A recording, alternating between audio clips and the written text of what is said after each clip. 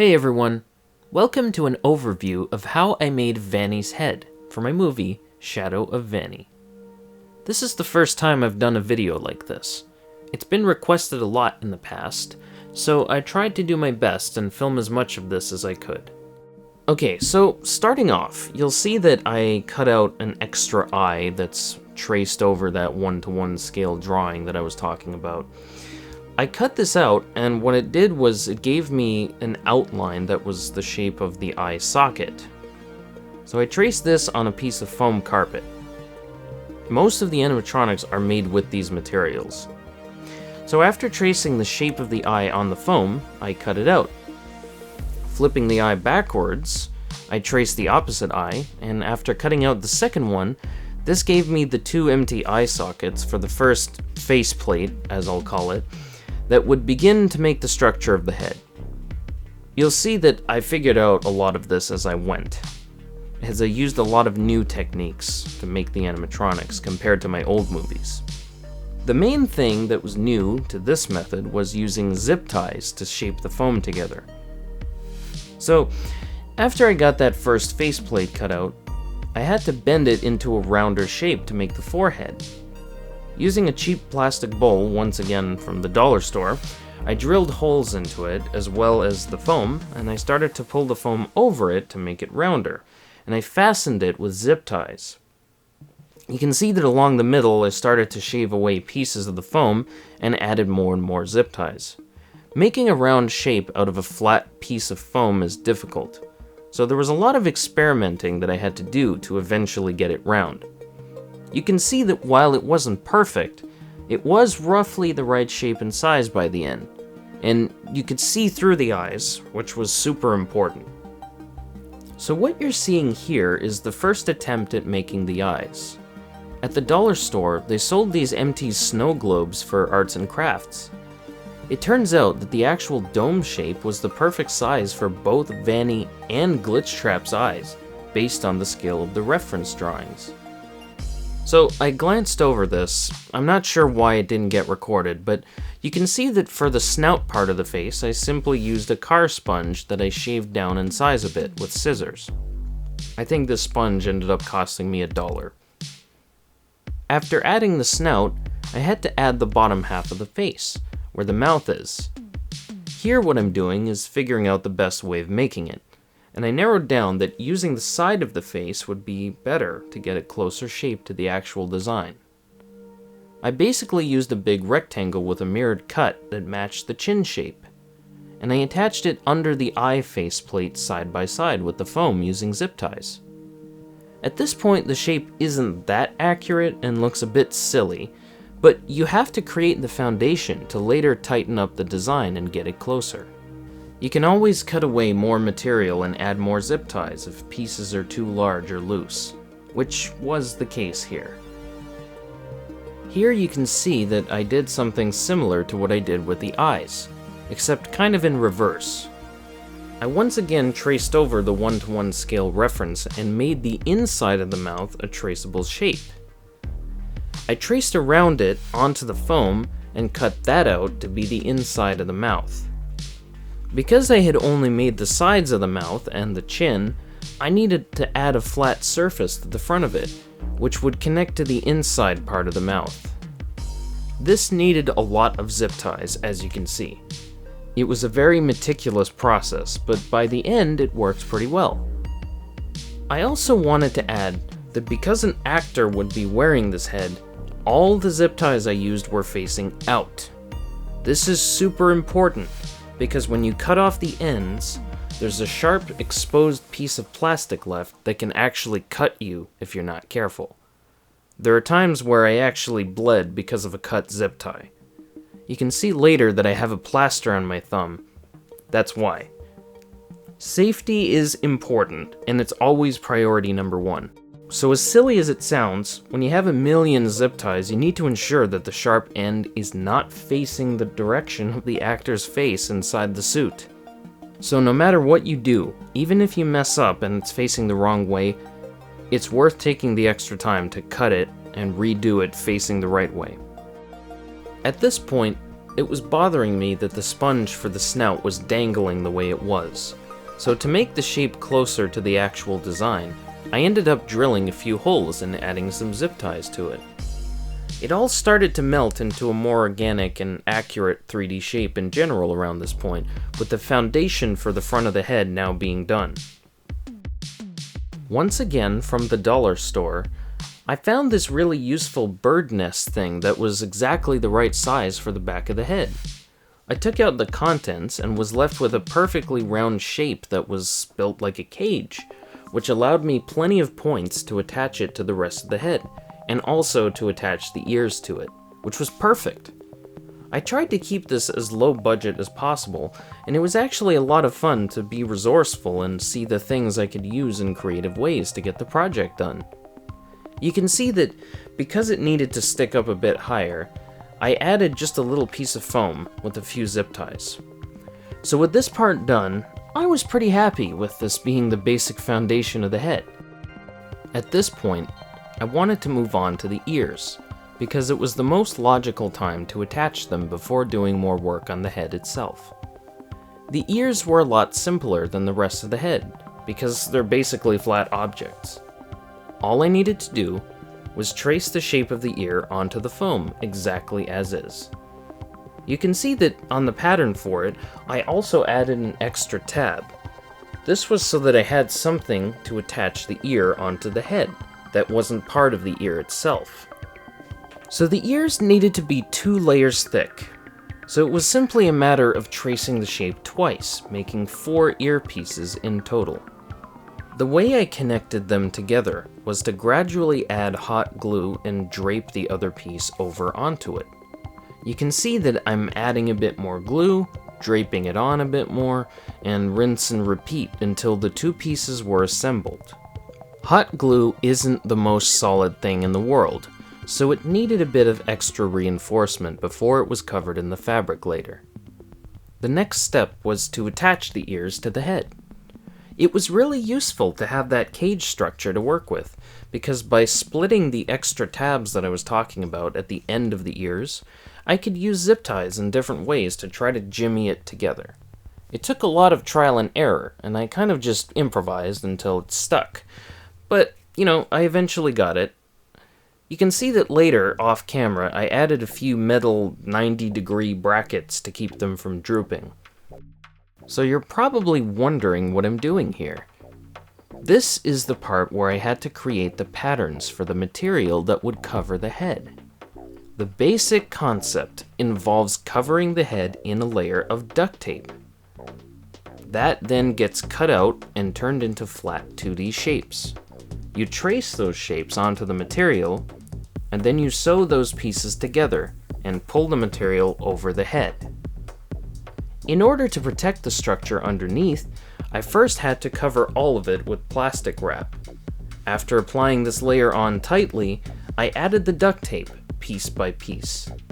Once all the duct tape is added, you need to draw the important lines of separation. In this case, Vanny has a half of her face that's gray and the other half that's white, so I had to draw the line there, and I also drew along the eye sockets and along the edges for the head's opening in the back. When you cut all of this off, it quickly becomes easy to forget what's what, so that's why you have to mark these lines. So once it was done, it was a matter of cutting all of this off the head.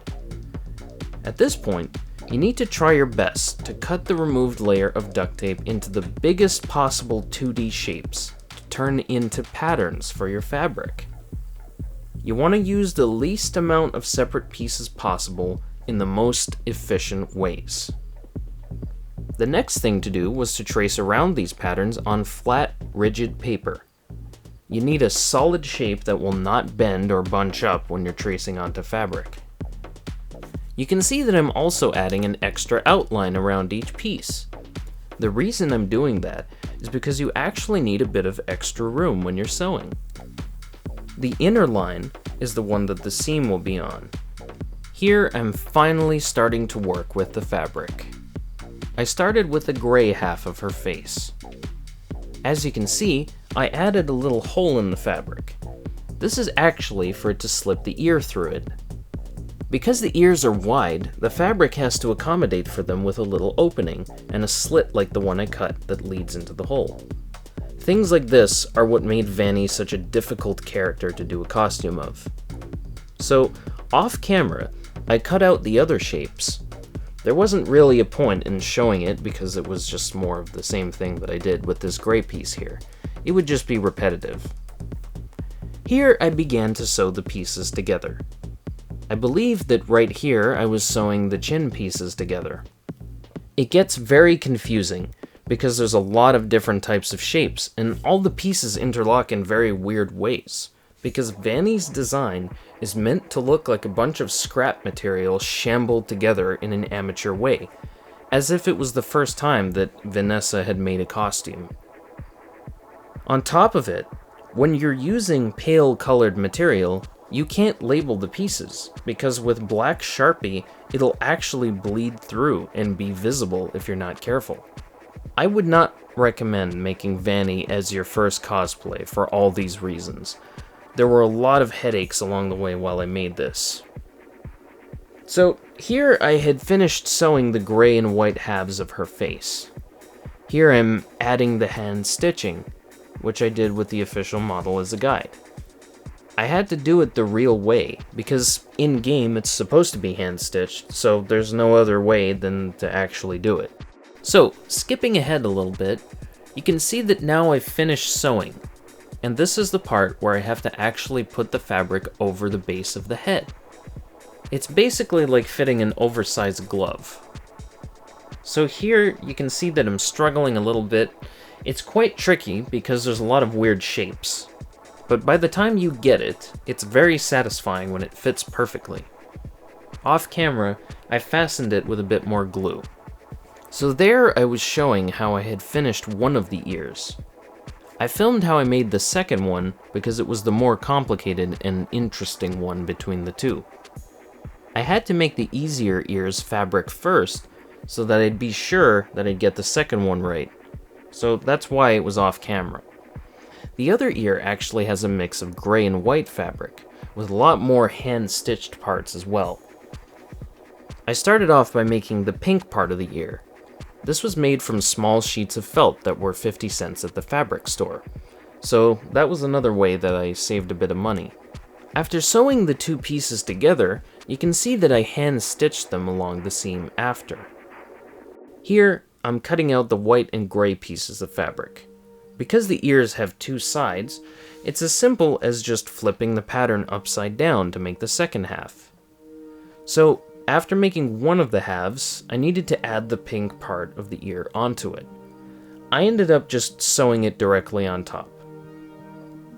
I had to do this very slowly, so that I could make sure that the fabric always lined up exactly right, and that nothing bunched up.